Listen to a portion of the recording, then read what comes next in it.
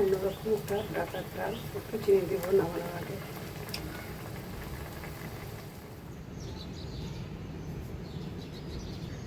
আসসালামু আলাইকুম, শুভ সকাল সবাইকে। আসার সময় ফ্রেশ ডাটা কিনে নিয়ে আসলাম।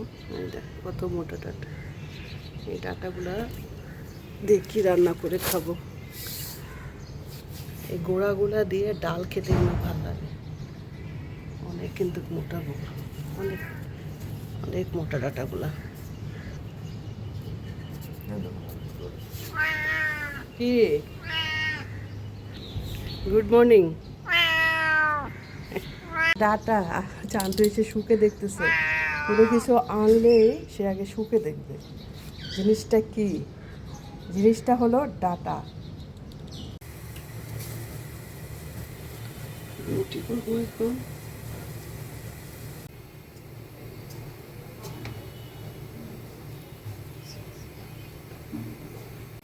রুটি করবো এখন। দেখো এত মোটা শাঁসালা ডাটা।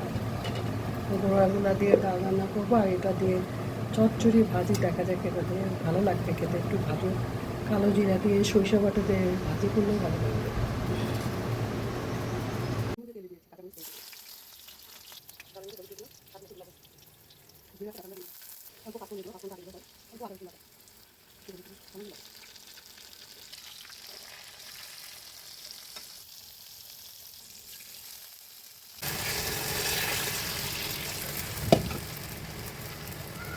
পাঁচফোড়ন, শুকনো মরিচ, তেজপাতা দিয়ে অন্যরকম একটা ডাটার ডাল একটু চিনি দিব নামানোর আগে।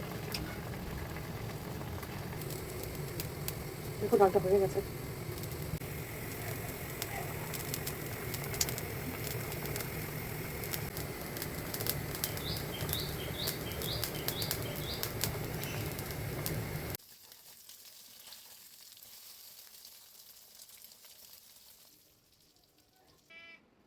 এটা তোমার নামের নাস্তা। হ্যাঁ, তোমাকেও দিব দুধ ভাত। হ্যাঁ, তোমারটাও রেট দিব। রুটি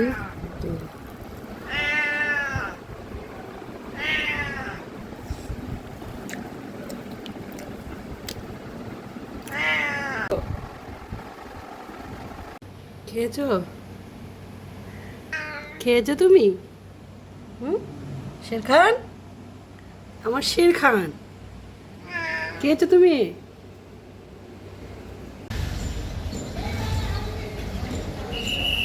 রসুন, শুকনো মরিচ, হলুদ, লবণ দিয়ে একটু পানি দিয়ে ভালো করে এটা মশলাটা কষিয়ে নিলাম। তারপর কাঁচা মরিচ বাটা দিয়ে, জিরা দিয়ে, রসুন বাটা দিয়ে, ডাটা দিয়ে ডাল মাছ রান্না করেছি। ডাল প্রায় অর্ধেক খাওয়া হয়ে গেছে। অনেক মজা লাগে, তেঁতুল দিয়ে খেতে বেশি মজা লাগে।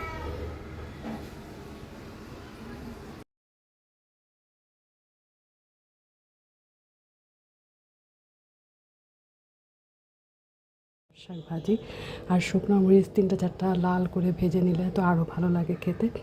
তা এইভাবে আবার ঝোল দিয়েও ঝোল করেও খাওয়া যায় পাট শাক। আম দিয়ে টক টক লাগে, ঝাল ঝাল লাগে, বেশ ভালো লাগে। তা আমি আজকে কাঁচা আম দিয়ে পাট শাক ভাজি করলাম। এই যে ভাত খাচ্ছি।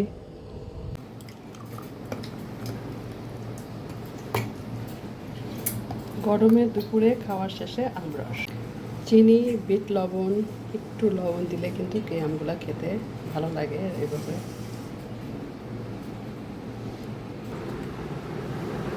আমরস